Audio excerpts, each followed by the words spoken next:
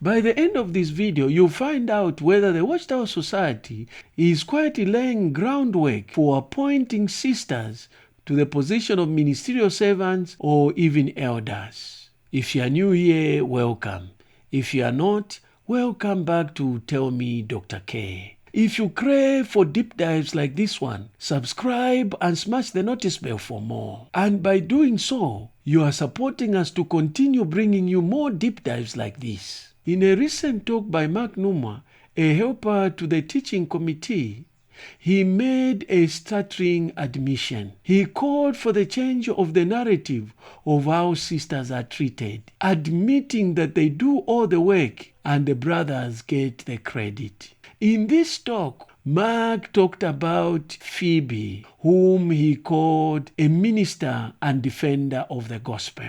Have you ever wondered why the governing body spends so much time praising modern-day Phoebes in congregations while keeping the microphones or any leadership position away from them? They cannot even sit on a judicial committee. Mark identifies Phoebe as a minister in the congregation. He admits that her record of ministry was so outstanding that Paul identified her by the very title. Phoebe, the minister, preacher, and teacher. Mark notes that this praise came from Paul himself, who was a zealous preacher.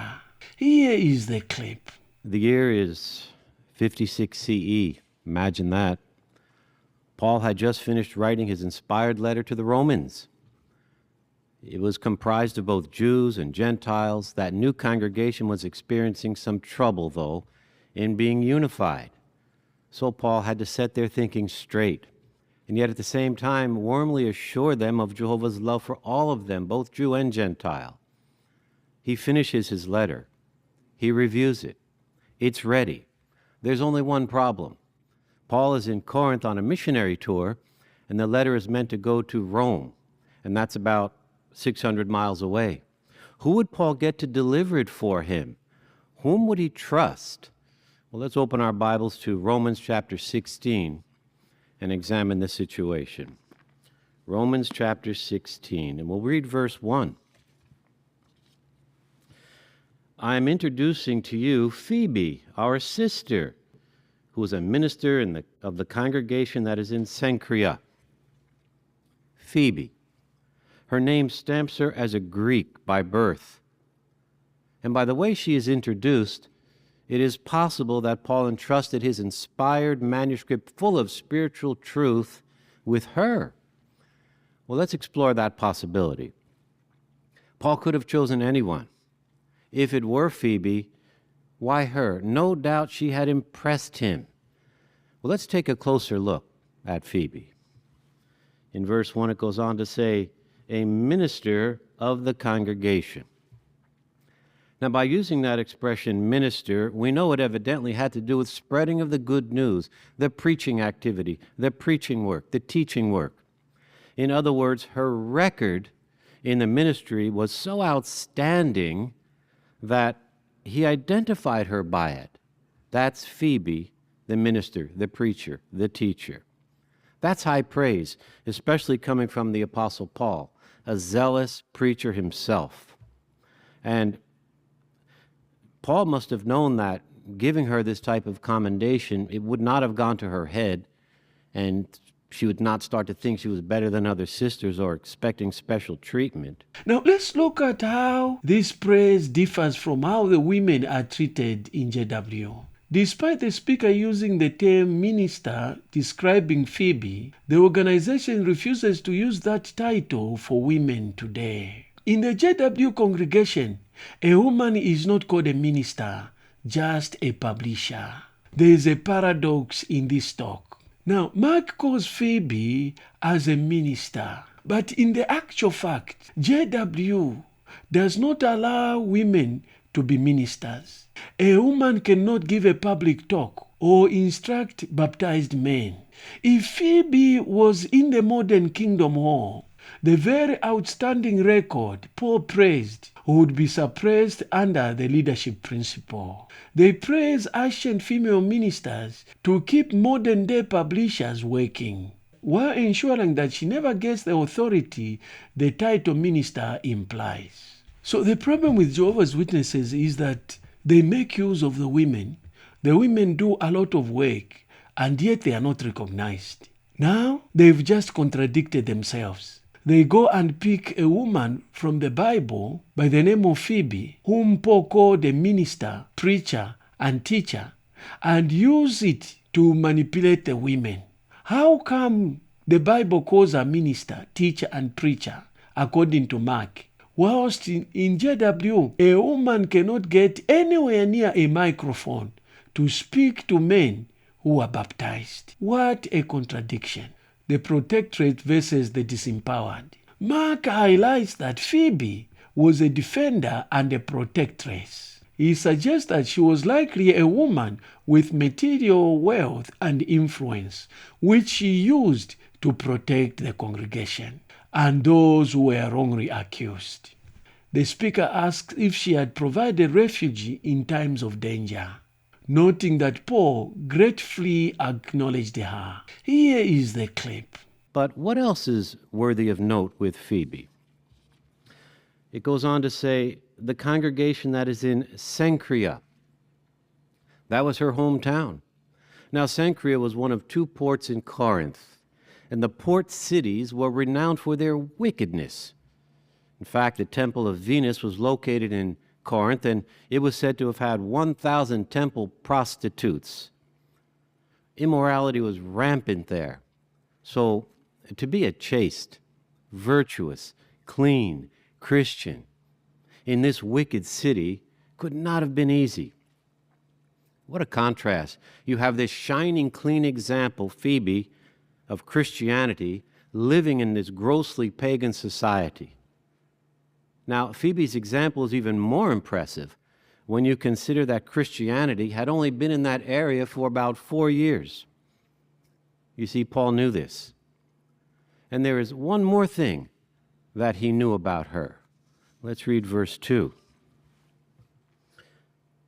So that you may welcome her in the Lord in a way worthy of the holy ones, and give her whatever help she may need. For she herself also proved to be a defender of many, including me. A defender of many? Phoebe? So Phoebe was not just skilled in the ministry.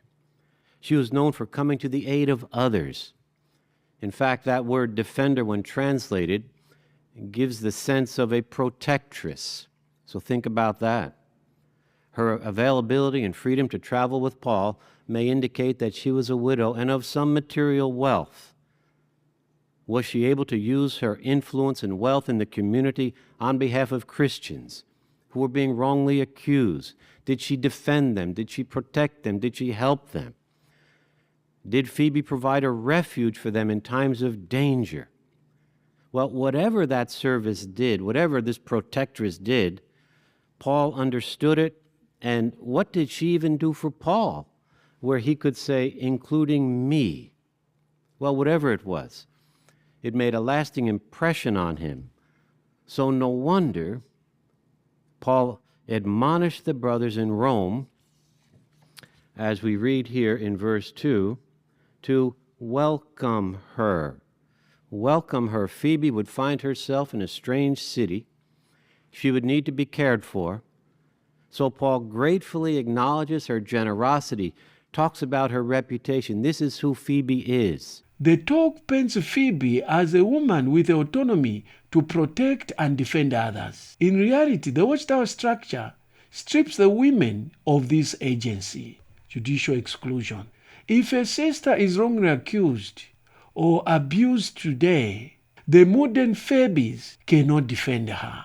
Women are strictly excluded from judicial committees. They are not allowed to hear evidence, offer defense for others, or have a say in the protection of others. The hypocrisy. The Watchtower praises Phoebe's influence, yet actively discourages women to take a position of influence, pursue higher education, or careers that will give the women material wealth and influence in the community that Paul found valuable in Phoebe. Agape love versus credit gap. In a rare moment, the speaker admits it's often the women who do most of the work behind the scene, while the brothers get the credit. He claims that Paul's example shows that we must give the women the credit due to them and change the narrative. He concludes by calling the sisters precious assets in the kingdom. Here is the clip.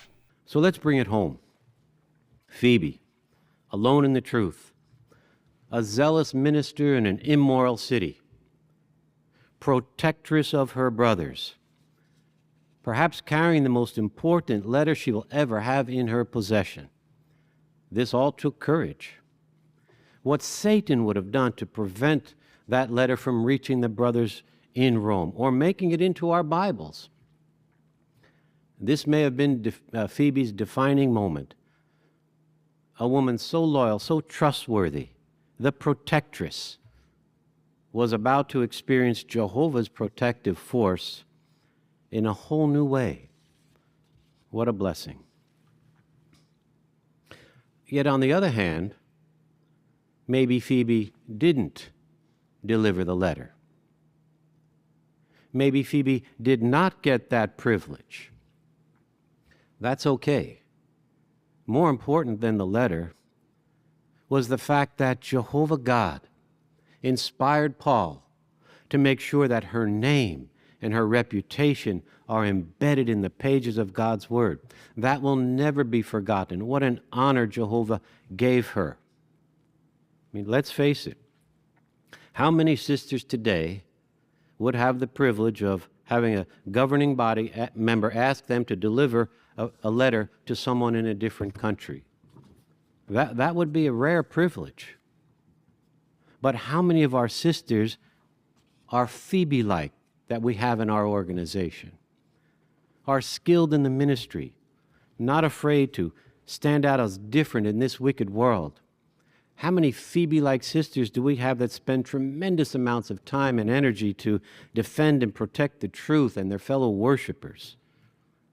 How many Phoebe-like ones do we have with a name and reputation that is embedded in the mind and heart of Jehovah God? This is the important thing. This is what we're learning from Phoebe. If she delivered the letter or not, but who is Phoebe? This wonderful Christian woman. And brothers, we learn something too from Paul's dealings with Phoebe. He was not afraid to acknowledge her strengths or to praise her before the congregation. So like Paul, we want to speak highly about our sisters before others. We know that it's often the sisters doing the work behind the scenes, while the brothers get the credit. But let's change that narrative. Give praise where praise is due. While we know all credit and praise ultimately goes to Jehovah for anything that we are able to accomplish, we know that. But Paul's words about Phoebe show us that it is appropriate to speak highly about our sisters to others in recognition of the faithful work they do in Jehovah's service. Paul viewed Phoebe as a precious kingdom asset. He loved her. He respected her. Please know that we view you sisters, our modern-day Phoebes, the same. Calling sisters precious kingdom assets while denying them a seat at the leadership table is the definition of benevolent sexism. It is a praise used as a tool for retention, not an invitation for equality. Structural glass ceiling. The speaker says Paul was not afraid to acknowledge Phoebe's strengths, when in actual fact the whole Watchtower society is afraid of women taking up leadership positions. If they acknowledge the strengths of sisters by actually giving them oversight roles, the entire patriarchal headship would actually crumble. The credit illusion. Telling brothers to speak highly of sisters costs the organization nothing. It is the psychological band-aid for the structural wound. Real credit in the organization is measured by responsibilities and authority. Two things the Watchtower Society would not give up for a woman, no matter how Phoebe-like she is. The Watchtower likes using Phoebe as a mascot for hard-working sisters. But if the real Phoebe walked in the kingdom of war today, she wouldn't be asked even to deliver a letter. Should be told to sit down and be silent and wait for the brother to give her permission to speak. At the beginning of this video, I mentioned that by the end of this video, you'll find out whether the Watchtower Society is quite laying groundwork to finally appoint women as ministerial servants or even elders. So what do you think? Based on this video that you have watched, do you think the Watchtower is laying scriptural groundwork to appoint sisters as ministerial servants or elders? Put your comments below. In my opinion, the Watchtower is only using this for retention of sisters. If this video has opened your mind, kindly do me a favor. Like, subscribe, and smash the notice bell so that when you upload another video, you'll receive a notification. And if you are interested in watching other videos that expose the Jehovah's Witnesses' hypocrisy, click on this link.